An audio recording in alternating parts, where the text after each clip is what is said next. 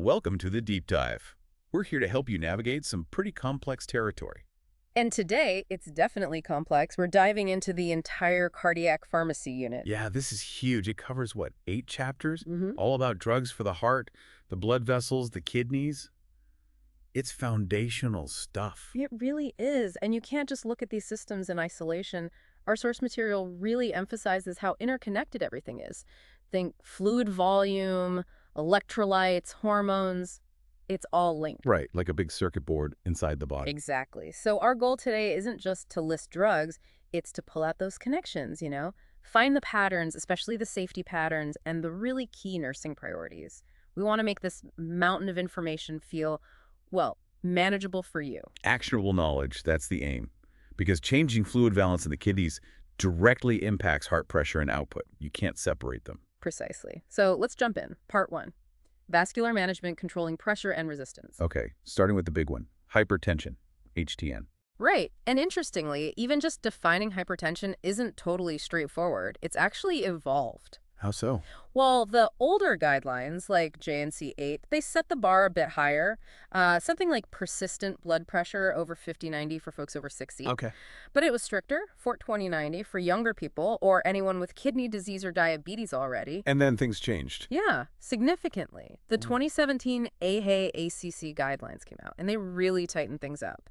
Now, anything consistently over 30/80 is considered hypertension. Wow, so that instantly flags a lot more people, right? Millions more, yeah. Suddenly needing treatment or at least closer monitoring. But regardless of the exact target number, the core principle for treatment is always the same equation. Let me guess. Blood pressure equals cardiac output times systemic vascular resistance. You got it. Yeah. BP equals COX SVR. Every single drug we'll talk about on this whole section, pretty much, is trying to tweak one or both sides of that equation. Makes sense. But before we even get to the drugs, Absolutely. Non-pharmacologic management first. The sources hammer this home. It's foundational. we're talking lifestyle changes. Big time. Diet, especially cutting back sodium, weight management, getting regular exercise, finding ways to reduce stress, all crucial. And there are things patients need to avoid too, right? Especially once they start meds. Definitely. Things that can make their blood pressure drop too low cause hypotension, like getting overheated, saunas, even alcohol and nicotine. Because those things vasodilate or deplete volume. Exactly. Combine that with a blood pressure med, and you could have a dangerous drop. So patient education on that is key from the start. Okay, so let's get into the drug targets. The big one seems to be the renin-angiotensin-aldosterone system. RAAS. Oh, yeah. RAAS is central. It's the body's long-term regulator for blood pressure and fluid balance. And the first major drug class hitting it, ACE inhibitors. The caprolus. Easy to spot. Captopril, lisinopril, enalapril. Right, and these guys are kind of like multitaskers. They hit both CO and SVR. How do they do that? What's the main mechanism?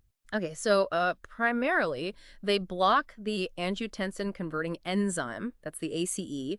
This enzyme normally converts inactive angiotensin IR into angiotensin II. Angiotensin II is the bad guy here. In terms of high blood pressure, yeah, it's a really potent vasoconstrictor.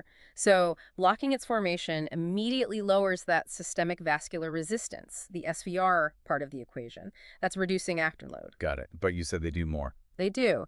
ACE inhibitors also stop the breakdown of something called bradykinin. Bradykinin. What does that do? It's a natural vasodilator. So by letting bradykinin stick around longer, you get even more vasodilation, further lowering SVR. Okay, so double hit on the resistance side. What about the cardiac output side, the volume? Good question. By blocking angiotensin II formation, they also indirectly stop the release of aldosterone from the adrenal glands. Aldosterone. That's the hormone that makes you hold on to salt and water. Right. Precisely. So less aldosterone means the kidneys let go of sodium and water. You get diuresis, blood volume goes down, less blood returns to the heart. That reduces preload, and preload is a key part of cardiac output. Wow. Okay, so lower resistance, lower volume. That makes them sound pretty powerful. They are, and that combination gives them extra benefits beyond just lowering BP. They're considered cardioprotective. How so? They help prevent something called ventricular remodeling. That's the dangerous thickening and stiffening of the heart muscle that can happen after a heart attack. ACE inhibitors help stop that. That's huge. And I think I read they're good for the kidneys too, especially in certain patients. Yes, nephroprotective, particularly for patients with diabetes. They lower the pressure inside the glomeruli, those tiny filters in the kidneys, which helps protect kidney function long term. So really valuable drugs. Are there any, like, clinical details we need to know, how they're given, or differences between them? Yeah, a couple of key points from the source. Most ACE inhibitors are actually prodrugs. They need to be metabolized by the liver to become active. The sept. Except captopril and lisinopril. Those two are active right away. And if you need an IV form, say in the hospital, enalapril is the only one available intravenously. Good distinctions to know. Yeah. Okay, let's talk side effects because nothing's perfect, right? What's the big one with ACE inhibitors? A cough. Yeah. That persistent, dry, hacking, non-productive cough.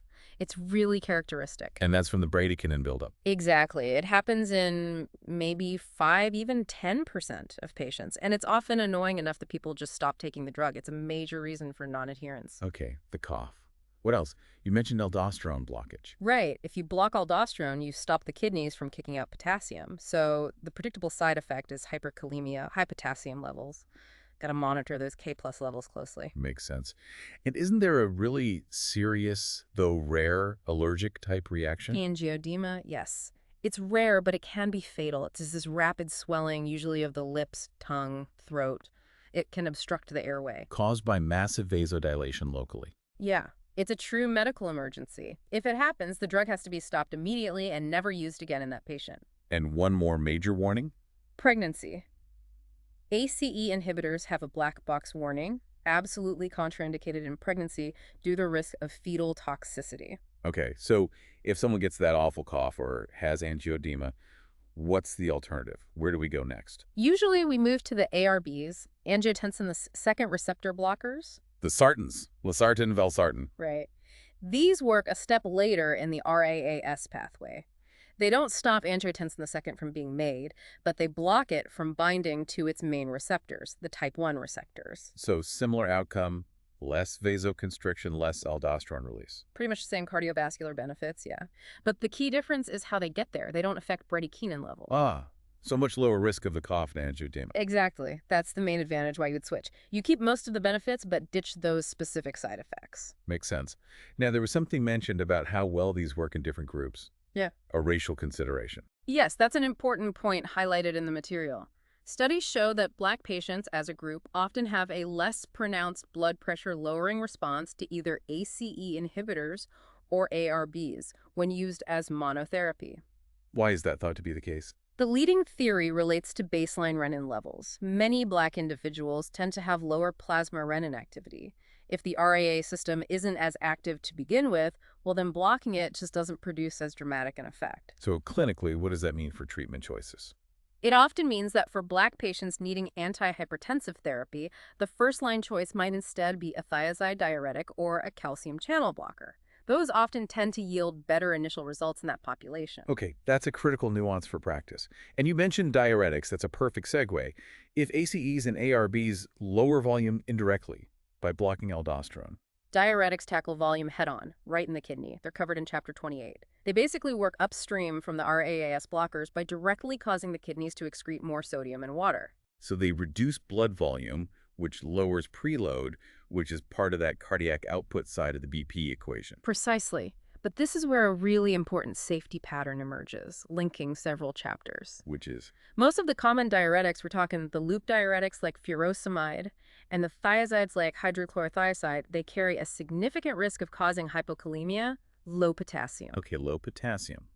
Why is that such a big deal, pharmacologically? Because if that patient is also taking digoxin, which we'll get to in the heart failure chapter. Chapter 24. Right. That low potassium level dramatically sensitizes the heart to digoxin, massively increasing the risk of digoxin toxicity, even at normal drug levels. Wow.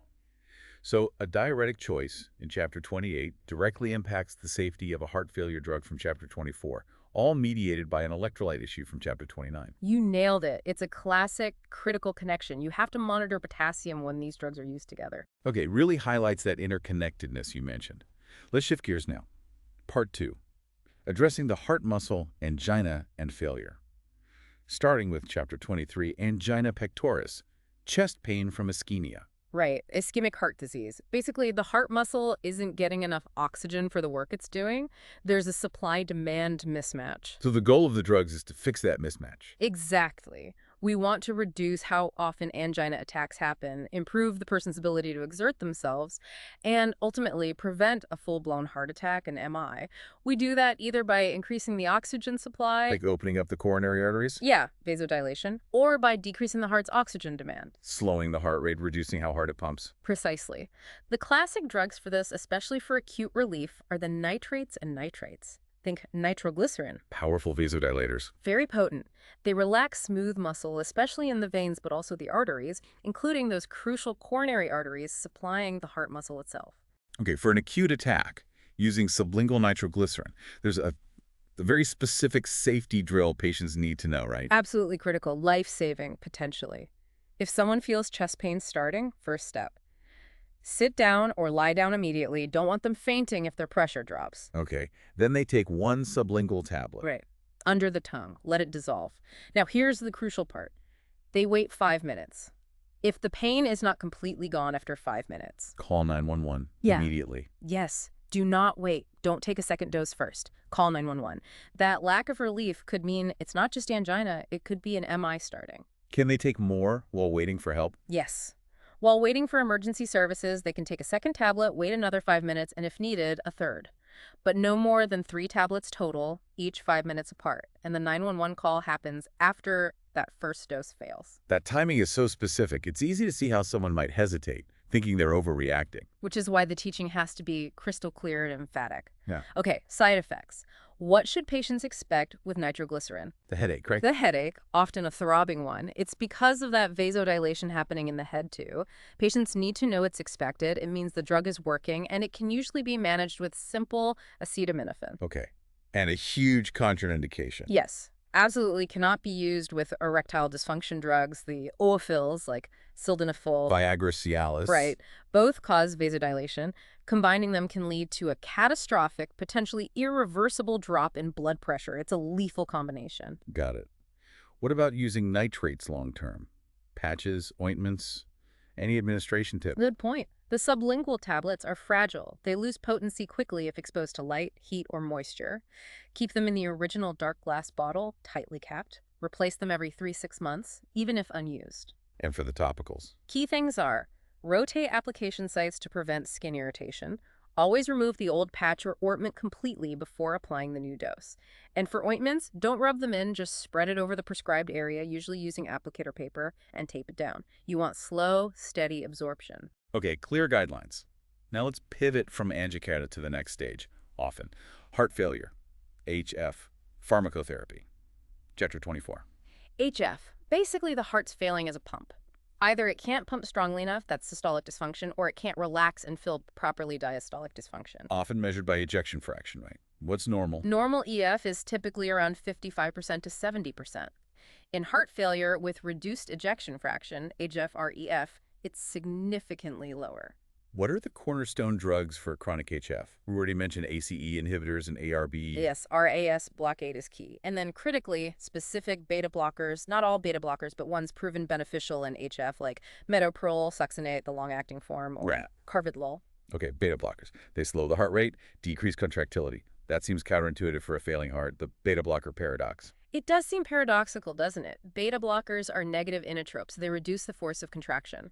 In acute decompensated heart failure, starting or increasing a beta blocker could actually make things worse temporarily. So why use them in chronic HF? Because over the long term, that slowing down, that reduction in the heart's workload and oxygen demand is actually protective. It allows the heart muscle to rest, recover somewhat, and it helps prevent or even reverse some of that negative remodeling we talked about. But the key is, start low, go slow. Very slow dose titration upwards. And definitely don't stop them suddenly. Never. Especially beta blockers, there's a black box warning. Abrupt cessation can cause rebound hypertension, worsening angina, even precipitate an MI. They must be tapered off, usually over 1 to 2 weeks. Okay. Beyond RAS blockers and beta blockers, what's the next major player in HF, especially if symptoms persist? The old classic. Ah, yes. Digoxin, a cardiac glycoside, used for both HF and sometimes to control the heart rate and atrial fibrillation. What's its magic for heart failure? How does it help the pump? Its mechanism is unique. It inhibits the sodium-potassium ATPase pump in the cardiac muscle cell. The Na plus K plus pump. Right. Blocking that pump leads to a buildup of sodium inside the cell. which then indirectly causes more calcium to accumulate inside the cell during each heartbeat. More calcium means a stronger muscle contraction. So a positive inotropic effect, stronger squeeze. Exactly. But it also slows the heart rate, that's a negative chronotropic effect, and slows down electrical conduction through the AV node, a negative dramamine effect. So stronger pump, but slower, more efficient beats. Sounds ideal for HF. It can be very effective. But, and this is a huge but, The therapeutic index. extremely narrow. The target blood level is tiny, just 0.5 to 2 nanograms per milliliter. It's incredibly easy to slip from therapeutic to toxic. What pushes patients into toxicity most often? What are the biggest risk factors we need to watch for? Two stand out: kidney function and potassium levels. Okay, why those two? Digoxin is primarily eliminated by the kidneys. So if a patient's renal function declines, maybe due to age or other diseases, the drug level can climb rapidly into the toxic range even if the dose hasn't changed. And potassium, we touched on this. Yes. Hypokalemia, low potassium, is a major danger. Low potassium actually makes the heart muscle more sensitive to digoxin's effects. So a patient can develop toxicity symptoms even if their measured digoxin blood level is technically still within the normal range. And since many HF patients are also on diuretics that waste potassium. It's a setup for trouble. That's why checking potassium and also magnesium levels before giving a dose of digoxin is absolutely standard practice. Hypomagnesemia also increases toxicity risk. What are the signs of digoxin toxicity that we need to teach patients and watch for? Classic symptoms include nausea, vomiting, loss of appetite, confusion, fatigue, and then the really famous one, visual disturbances. Halos. Yeah, patients often describe seeing yellow, green, or sometimes purple halos around lights, or just generally blurred or altered color vision. Bradycardia, a very slow heart rate, is also a key sign. And there's a massive medication safety issue with dosing digoxin. Absolutely critical point. Because the doses are so small, often measured in micrograms or fractions of a milligram, decimal point errors can be catastrophic. Like writing 0.25 milligrams instead of 0.25 milligram. Exactly. That missing leading zero could lead someone to misread it as 25 milligrams 100 times the intended dose. Or writing 1.0 milligram increases the risk of it being misread as 10 milligrams. Using trailing zeros is dangerous. Utmost vigilance is needed. Use leading zeros, avoid trailing zeros. Okay, super important safety alert. What about drugs for really acute heart failure, like in the ICU, when digoxin and the others aren't enough? Then we might move to intravenous agents like inodilators. The main one is milrinone, which is a phosphodiesterase inhibitor, or PDI. Inodilator, Yeah. meaning it does both things, inotropy and dilation. Yep. It increases the force of contraction, positive inotropy, and causes significant vasodilation, both arterial and venous. This combination really helps unload the failing heart in an acute crisis. But it's short-term, IV use only. Any specific incompatibilities or safety issues with milrinone? One very specific one that shows up on exams a lot. Yeah. You absolutely cannot inject furosemide Lasix into the same IV line as milrinone. Why not? They react chemically and form an immediate precipitate. Basically, they turn into solid chunks in the IV tubing, blocking the line and making both drugs ineffective. They need separate lines or thorough flushing between infusions. Good to know. Okay, before we leave HF, there's a newer class of drugs making waves, the ARNs. Ah, yes, the angiotensin receptor neprilysin inhibitors. The main example is the combination drug valsartan sacubitril. So valsartan's an ARB, we know that one. What does the sacubitril part do? What's neprilysin? Neprilysin is a naturally occurring enzyme in the body whose job is to break down beneficial substances called natriuretic peptides, NPs. These NPs, like ANP and BNP, are hormones released by the heart that help promote vasodilation and sodium water excretion, basically. They help the body counteract fluid overload and cardiac stress. So sacubitril inhibits the enzyme that breaks down these helpful hormones. Exactly. By inhibiting neprilysin, sacubitril allows the body's own helpful NPs to stick around longer and work better. You get enhanced diuresis, vasodilation, and some positive effects on cardiac remodeling. It's a unique mechanism added on top of the ARB's effects. And is recommended now. Yes, it's now a Class I recommendation, meaning strong evidence supports its use, typically replacing an ACE or ARB in patients with HFrEF who still have symptoms. And since it contains valsartan. It carries that same black box warning about use in pregnancy, absolutely contraindicated. Okay, fascinating new approach. Let's move on now. We've talked about pressure, volume, and the pump muscle. Time for part 3, electrical control and rhythm repair, the antidysrhythmic drugs Chapter 25. Right, dealing with irregular heartbeats. To really get these drugs, you need a quick refresher on heart electrophysiology. Okay, lay it on us. Basically, heart cells have a resting membrane potential. To beat, they need an action potential, a rapid change in electrical charge across the cell membrane. This happens in phases. Phase 0 is depolarization, the rapid upstroke. And what causes that depends on the tissue type. Exactly. You have fast channel tissues, the main pumping chambers, ventricles, and the Purkinje conduction fibers. They rely on a super fast influx of sodium ions, NAT+, for that phase 0 depolarization. Okay, fast sodium channels. What about the slow channel tissues? Those are the pacemaker nodes, the SA node, the natural pacemaker, and the AV node, the gatekeeper between atria and ventricles. Their depolarization, phase 0, is slower and depends primarily on the influx of calcium ions, Ca2+. Sodium for fast tissues, calcium for slow tissues. Got it. And the drugs are classified based on this. Largely, yes. The von Williams classification system groups them by their primary mechanism. Okay, let's run through them quickly. Class I. Class I drugs block those fast sodium channels, so they primarily affect the fast tissues, ventricles, Purkinje fibers, useful for ventricular dysrhythmias. Within Class I, there are subgroups IA, based on how strongly they block and their effect on repolarization. Any specific warnings for Class 1? Yes, class-minded drugs like quinidine have a black box warning because they can actually cause other dangerous arrhythmias like torsades of points and may increase mortality. They're used less often now. Okay. Class 2. Easy one. Those are the beta blockers. We've talked about them. They block sympathetic stimulation, mainly slowing down the SA node and conduction through the AV node. Class 3. These block potassium channels. Their main effect is to prolong repolarization phase 3 of the action potential. This makes the heart cell resistant to firing again too quickly. Amiodarone is the big one here. We'll come back to amiodarone, Class 4. These block the slow calcium channels. So where do they work best? In the slow channel tissues, SA and AV nodes. Exactly. They're great for slowing down rhythms that originate above the ventricles, like supraventricular tachycardias, SVTs, including rapid atrial fibrillation or flutter. Think verapamil and diltiazem. Okay, good overview. Now let's focus on that Class 3 agent you mentioned, amiodarone. It seems to have a reputation. It does indeed. It's a very effective drug, often used for serious life-threatening ventricular arrhythmias like VT or VF when other drugs fail. It works by markedly prolonging the action potential duration and the refractory period in pretty much all cardiac tissues. But side effects? Are numerous and potentially severe. The reason is its pharmacokinetics. Amiodarone is extremely lipophilic fat-loving. Meaning it doesn't just stay in the blood? No, it distributes widely and accumulates extensively in fatty tissues throughout the body, liver, lungs, adipose tissues, skin, even the cornea of the eye. And this accumulation leads to problems. What's the most feared complication? Pulmonary toxicity. It can cause inflammation and fibrosis in the lungs, which is irreversible and can be fatal in about 10% of cases. Any patient on amiodarone who develops a cough or shortness of breath needs immediate evaluation. That's serious. What else? You mentioned the cornea. Yes, corneal microdeposits. Tiny little deposits on the cornea. They occur in almost everyone on long-term therapy. Usually they don't affect vision significantly, but they can cause patients to see visual halos around lights or experience photophobia, sensitivity to light. Wow, almost everyone gets those. Yeah. Any other major ones? Thyroid problems? Liver? Both.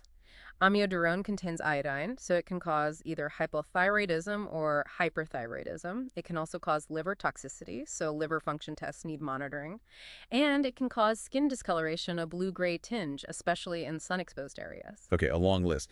But the really unique thing about amiodarone is how long it sticks around, right? Its half-life is incredibly long and variable. We're not talking hours or days. The average half-life is typically quoted as being somewhere between, say, 20 and 100 days. Days.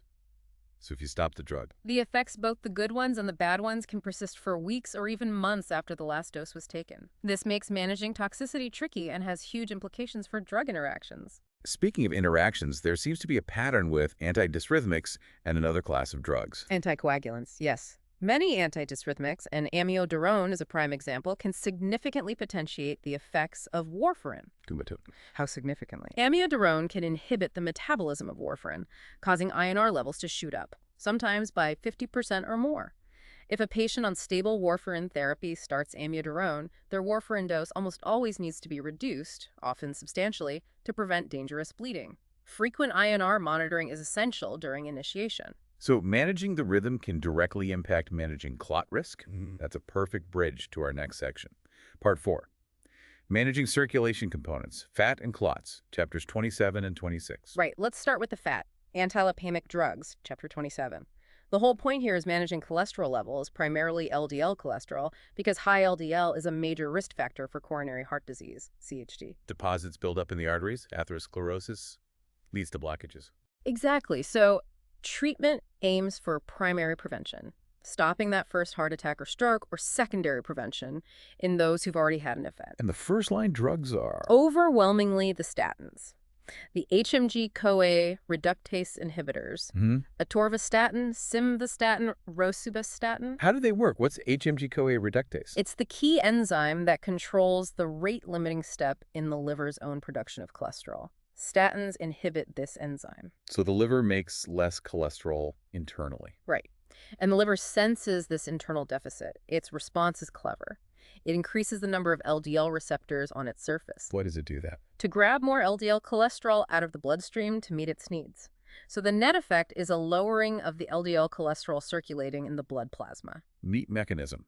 Does it matter when you take statins? There's a pharmacokinetic detail related to that. The body's natural cholesterol synthesis tends to peak during the night, so the recommendation is often to dose statins in the evening or at bedtime. The idea is to have the highest drug concentration available when the enzyme is most active, maximizing the inhibitory effect. Makes sense. Now, the big safety concern with statins, the one patients absolutely need to know about. Myopathy. Muscle problems. It can range from just muscle aches and soreness, myalgia, to more severe muscle inflammation, myositis. And in rare cases, it can progress to rhabdomyolysis. Rhabdo. That sounds bad. What is it? It's the breakdown of muscle tissue. When muscle fibers get destroyed, they release their contents into the bloodstream. One of those contents is myoglobin, a protein. And that causes problems where? The myoglobin travels to the kidneys, and it can physically clog up the kidney tubules, leading to acute kidney injury or even acute renal failure. It can be life-threatening. So what's the critical teaching point for patients? They must report any unexplained muscle pain, soreness, tenderness, or weakness immediately to their healthcare provider. Also, any changes in urine color, especially if it looks dark, like tea or cola that's a red flag for myoglobin in the urine. Don't ignore muscle symptoms on a statin. Okay, vital safety point. If someone can't take a statin or needs additional lowering, what's another option? Those bile acid sequestrants. Right. Drugs like cholesterol or cholestyramine, these aren't absorbed into the body. They work directly in the intestine.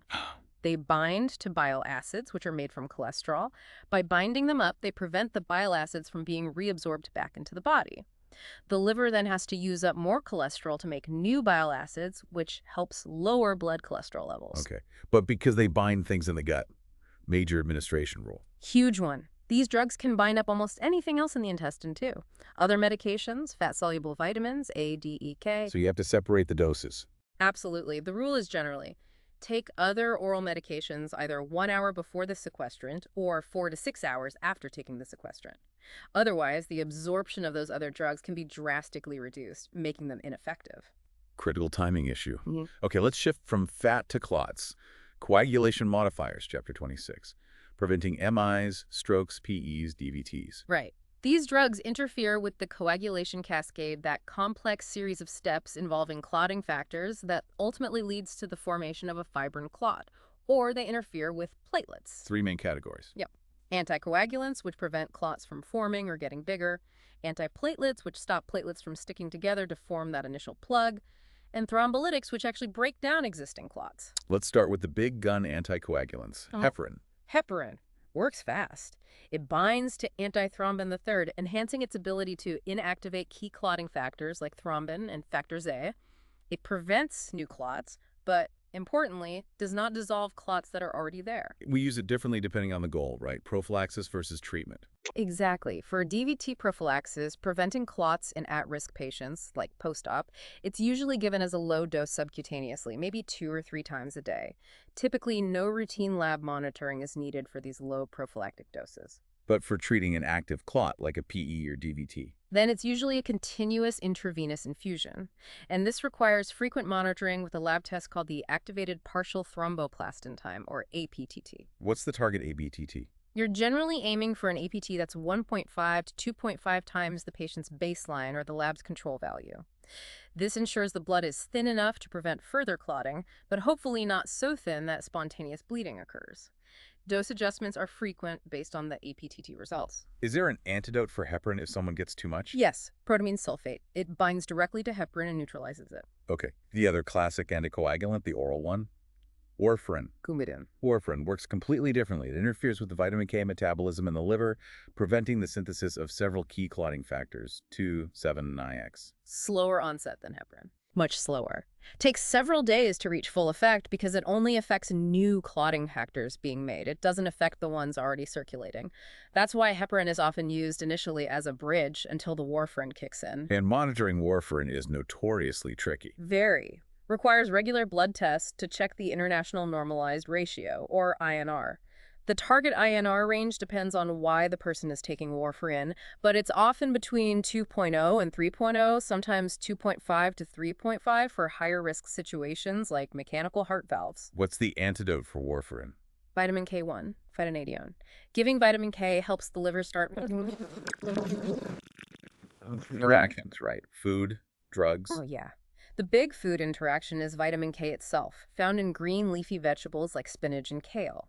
Patients need consistent vitamin K intake, not sudden binges or avoidance, and countless drug interactions can either increase or decrease warfarin's effect, making stable dosing a challenge. Genetic factors also play a role in how people metabolize it. Which leads us to the newer options, the NOACs or DOACs. Right, the novel oral anticoagulants or direct oral anticoagulants. Drugs like dabigatran, a direct thrombin inhibitor, or rivaroxaban, apixaban, factor XA inhibitors. Main advantage, less monitoring. That's the big selling point. They have more predictable pharmacokinetics, so routine INR or APTT monitoring usually isn't required, much more convenient for patients. But they still have risks. Black box warnings. Absolutely. Two major ones across the class. First, premature discontinuation can lead to a rebound increased risk of thrombotic events, stroke, MI. Patients must be counseled strongly on adherence. Now the second. Risk of spinal or epidural hematomas if the patient undergoes neuraxial anesthesia, like an epidural or spinal tap, while taking the drug. This can cause paralysis. Very strict protocols exist around timing these procedures relative to NOAC doses. Are there antidotes for the NOACs yet? They're emerging. Idarucizumab is available for dabigatran, and Dexanet alpha reverses the factor XAS inhibitors. Having reversal agents increases their safety profile. Okay, quick mention of antiplatelets, stopping the initial plug. Right, different mechanism. Aspirin is the classic, inhibiting thromboxane A2 synthesis. Low-dose aspirin is common for secondary prevention of stroke and MI. Clopidogrel, Plavix, is another major one. It blocks ADP receptors on platelets, making them less sticky, often used after coronary stent placement. Safety point for aspirin, especially in kids. Crucial one. Aspirin should never be given to children or teenagers who have flu-like symptoms or a viral illness like chickenpox. Right. Because of the risk of Reye syndrome. It's rare but devastating, causes acute encephalopathy, brain swelling, and liver failure. Can be fatal.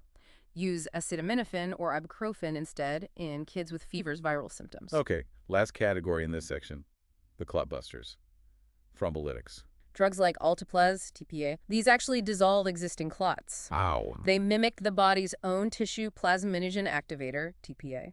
They convert inactive plasminogen into plasmin, and plasmin is the enzyme that actively breaks down the fibrin meshwork of a clot. When do we use these? They sound powerful but risky. Extremely powerful, extremely risky. Used only in acute life or limb-threatening situations where quickly restoring blood flow is paramount. Think acute MI, heart attack, acute ischemic stroke within a very narrow time window, or massive pulmonary embolism. And the major risk. Bleeding, especially intracranial hemorrhage. Bleeding in the brain. The risk is so high that there are very strict criteria for who can receive thrombolytics, and meticulous patient monitoring is required during and after administration. Okay, that covers the circulation components. Let's tie it all back together now with part 5.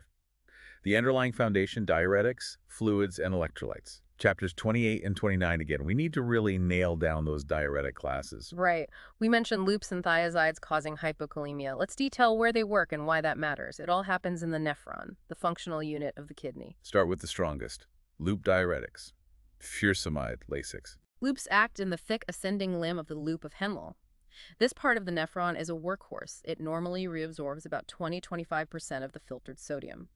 By blocking that reabsorption, loops cause a massive excretion of sodium and water. Powerful diuresis. So used when you need rapid, significant fluid removal. Exactly. Acute heart failure exacerbations, pulmonary edema, severe peripheral edema, situations where you need to get fluid off fast. Downsides, besides hypokalemia. Significant risk of dehydration and electrolyte depletion, not just potassium, but also magnesium, calcium, and a unique risk, ototoxicity. Hearing loss. Yes, it can be temporary or permanent hearing loss or tinnitus, ringing in the ears. The risk is higher with large doses, rapid 5e infusion, or in patients with existing kidney failure. Also, remember the potential cross-sensitivity with sulfa allergies. It's structurally related. Okay, next class down in potency. Thiazide diuretics. Hydrochlorothiazide, HCTZ. Thiazides work later in the nephron, in the distal convoluted tubule. This site only reabsorbs about 5–10% of the filtered sodium. So less powerful diuresis than loops. Much less potent. That's why they're generally preferred for long-term management of hypertension, often as first-line therapy, or for mild edema. They provide gentle, sustained fluid loss. Any unique properties of thiazides? One key thing is the ceiling effect. Unlike loops, where higher doses generally give more diuresis, thiazides reach a maximum effect at moderate doses, like 25–50 milligrig a day for HCTZ. Going above that dose usually doesn't increase the diuretic effect much, but it does significantly increase the risk of side effects, especially hypokalemia and hyperglycemia. Good to know. Okay, the third main class, potassium-sparing diuretics, spironolactone. These work even later, in the final part of the distal tubule and the collecting ducts. Their mechanism is different. Spironolactone and eplerenone directly block the action of aldosterone. Aldosterone normally makes the kidney save sodium but excrete potassium. Right, so by blocking aldosterone, these drugs cause the excretion of sodium and water, but they make the body hold on to potassium, hence potassium-sparing. So their main risk isn't low potassium, it's Hyperkalemia, high potassium. This is especially risky if they're given to someone with kidney problems or someone already taking an ACE inhibitor or an ARB, which also tend to raise potassium. That combination can be dangerous. Spironolactone also has another effect, right? Hormone-related? Yes. Because it's not very selective, it can also block androgen receptors, leading to side effects like gynecomastia, breast enlargement in men, or menstrual irregularities in women. Eplerenone is more selective and has fewer of these hormonal side effects. Okay. Across all these diuretics, there's a fundamental nursing principle about when to give them. Absolutely. Timing is key for patient comfort and safety. Diuretics should generally be given in the morning. To avoid Nocturia, waking up multiple times during the night to urinate. Nocturia isn't just annoying, it significantly increases the risk of falls, especially in older adults who might already be a bit unsteady or dealing with orthostatic hypotension from other meds. Getting up repeatedly in the dark is a setup for a fall. Give the dose early in the day. Makes perfect sense. Okay, let's broaden out from diuretics to general fluid management and tonicity from Chapter 29. Need to define our fluid spaces first. Right. Total body water is divided. About 2/3 is inside the cells, intracellular fluid, ICF. The other third is outside the cells, extracellular fluid, ECF. And ECF is split further. Yeah. Most of the ECF is interstitial fluid, ISF, the fluid bathing the cells. A smaller portion is the intravascular fluid, IVF, the fluid component of blood, the plasma. When we give IV fluids, we're choosing between two main types. Crystalloids and colloids. Crystalloids first, like normal saline, 0.9% ACL, or lactated ringers. These are solutions of small molecules, mainly salts and water. They pass easily across the capillary membranes between the intravascular space, blood vessels, and the interstitial space. So if you give a liter of normal saline ESV, only a fraction of it actually stays in the blood vessels long-term to expand plasma volume. A lot of it leaks out into the interstitial space fairly quickly. You might need to give, say, 5 or 6 liters of crystalloid to get a sustained 1 liter increase in plasma volume. They're good for general hydration, but not super efficient for rapid volume expansion. Okay, compare that to colloids, like albumin, or synthetic ones like hetastarch. Colloids contain large molecules, usually proteins. These molecules are too big to easily cross the capillary membrane, so they stay inside the blood vessel. And they act like sponges. That's a great way to think about it. They exert colloid oncotic pressure, COP, sometimes called oncotic pull. They pull water from the interstitial space back into the blood vessel. So they expand plasma volume much more efficiently. Much more. You might only need 500 milliliters of a colloid solution, like 5% albumin, to achieve that same 1 liter increase in plasma volume that took liters of crystalloid. They're used when you need rapid and sustained expansion of the intravascular volume, like in shock or severe hypoalbuminemia. Got it. There's a specific crystalloid that carries a huge safety alert. Hypertonic saline, like 3% ACL. Yes. This is a high alert medication. It's only used for treating severe symptomatic hyponatremia, dangerously low sodium levels. It contains much more salt than normal body fluids. And the danger is giving it too fast. Critical danger. If you raise the blood sodium level too quickly with hypertonic saline, it pulls water out of brain cells too rapidly. This can cause osmotic demyelination syndrome, ODS, previously called central pontine myelinolysis, Okay. irreversible damage to the myelin sheath covering nerve cells, particularly in the brainstem. It can lead to paralysis, coma, death. Correction of severe hyponatremia must be done very slowly and carefully, with frequent sodium level monitoring following strict protocols. Wow. Okay. And one quick rule about blood products.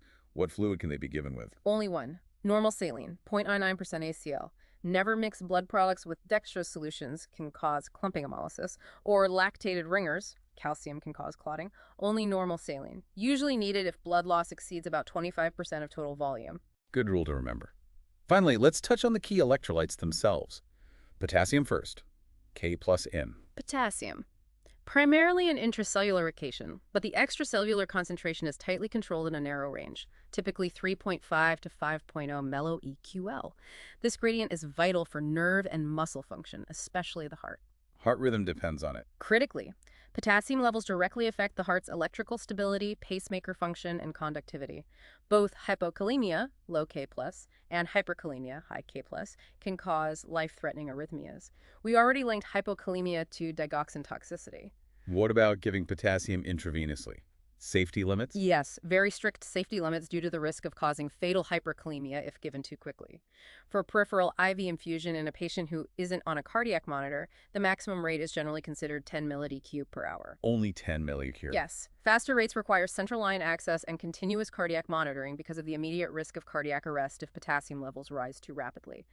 IV potassium is never given as a rapid push. Okay. The other major cation, sodium, Na+. Principal extracellular cation. Right. Normal range is about 135 to 145 milli-EQL. Sodium is the main determinant of ECF osmolality and plays a key role in water balance, nerve impulses, and muscle contraction. We talked about hypertonic saline for severe hyponatremia. What are typical symptoms of low sodium? Often neurological. Lethargy, confusion, headache, muscle cramps, or weakness. In severe cases, seizures or coma can occur. Again, that confusion and lethargy link back to fall risk, especially in the elderly. Okay, we've circled through the entire unit now, 8 chapters, all interconnected. Let's synthesize this in part 6, integrated nursing process and core safety patterns. What are the absolute must-do assessments that cut across all these drug classes? Several recurring priorities. First, baseline vital signs, always. Blood pressure is obvious, but specifically checking for orthostatic hypotension. How do you do that? Measure BP and pulse with the patient lying down, then have them sit up for a minute or two, measure again, then have them stand up for a minute or two and measure again. A significant drop in systolic BP, like 20 mmHg or more, or diastolic BP, 10 mmHg or more, or a significant increase in pulse rate upon standing indicates orthostatic hypotension. Unbelievable. Apical pulse, listening directly over the heart with the stethoscope for 1 full minute, especially before giving drugs like beta blockers or digoxin. Need to know the rate and rhythm accurately. Often, parameters are set to hold the dose if the rate is below 60 BPM or maybe above 100 or 120 BPM, depending on the drug and patient condition. Labs. What are the non-negotiable ones? Electrolytes are top of the list: potassium, K+, sodium, A+, and magnesium, Mg++.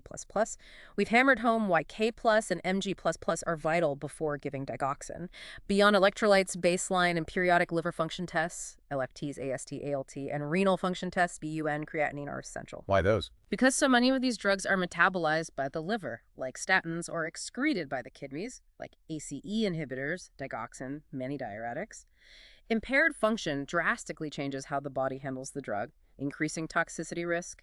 Need to know the baseline and monitor for changes. Okay. Now, critical safety patterns and patient teaching points that apply broadly. First one, papering. Yes. We mention it for beta blockers, but it applies to many antihypertensives, like clonidine, too. Never abruptly stop these medications. Rebound hypertension, angina, MI can occur. Teach patients the importance of gradual withdrawal under supervision. Second pattern, orthostatic hypotension. It's a common side effect for so many of these drugs. Adrenergic blockers, direct vasodilators like nitrates, diuretics due to volume depletion. Yes, so the teaching is consistent.